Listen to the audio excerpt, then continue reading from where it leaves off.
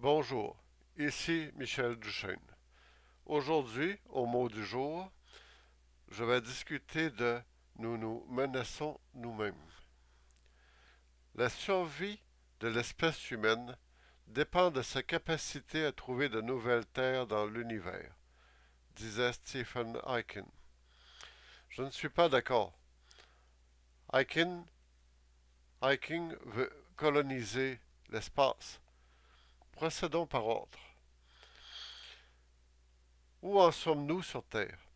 Dans l'histoire de l'humanité, de nouvelles terres ont déjà été trouvées par des explorateurs, habitées ou non, et l'humanité les occupe à toutes les latitudes habitables actuellement.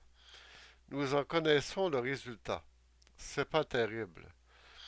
Si nous avons le même comportement avec les nouvelles planètes, à supposer qu'elles existent proches de nous, qui nous accueilleraient, deviendrait vite malade de notre civilisation.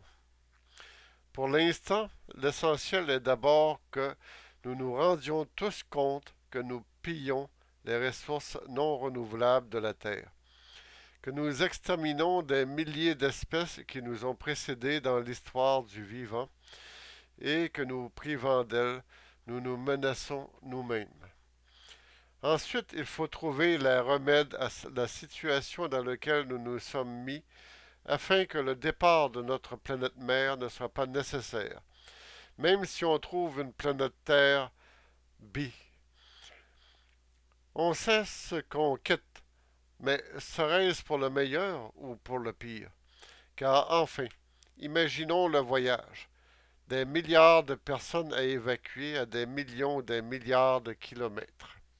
Insensé. Il faut que quelqu'un commence à bien y réfléchir. Nous pouvons changer de planète sans quitter la nôtre.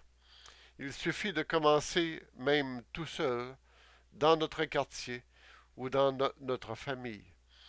D'ailleurs, beaucoup d'entre nous ont commencé, comme dans les petits contes philosophiques tels celui de la montagne qui cache le soleil ou celui du colibri. Les deux histoires disent la même chose. Une montagne enserre une vallée de ses escarpements si hauts que jamais le soleil n'éclaire les habitants.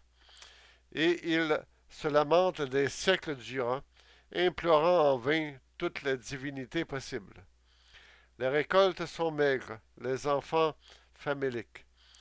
Près de la mort, un vieillard qui a beaucoup réfléchi s'en va chaque jour avec un pic au petit matin et ôte quelques cailloux au sommet. À ceux qui l'interrogent, il répond: Si vous voulez rester là, que faire d'autre pour faire venir le soleil? Un terrible incendie s'est déclaré dans la jungle. Les animaux se sont tous réfugiés de l'autre côté du grand fleuve. Ils regardent leur maison qui brûle. Ils attendent. Seul un petit colibri fait des allers-retours de la berge du fleuve à la forêt en flammes et de la forêt en flammes à la berge du fleuve. Il rapporte une ou deux gouttes d'eau chaque fois et les lâche sur les arbres transformés en torches.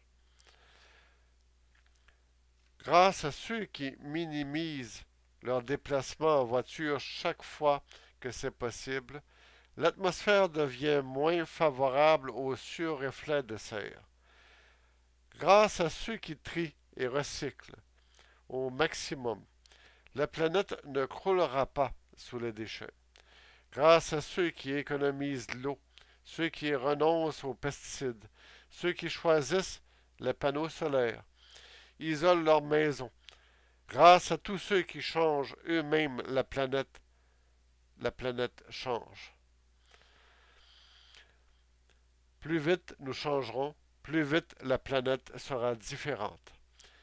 Et elle sera guérie pour les quelques 5 milliards d'années où le Soleil existera encore, avant de devenir une naine blanche.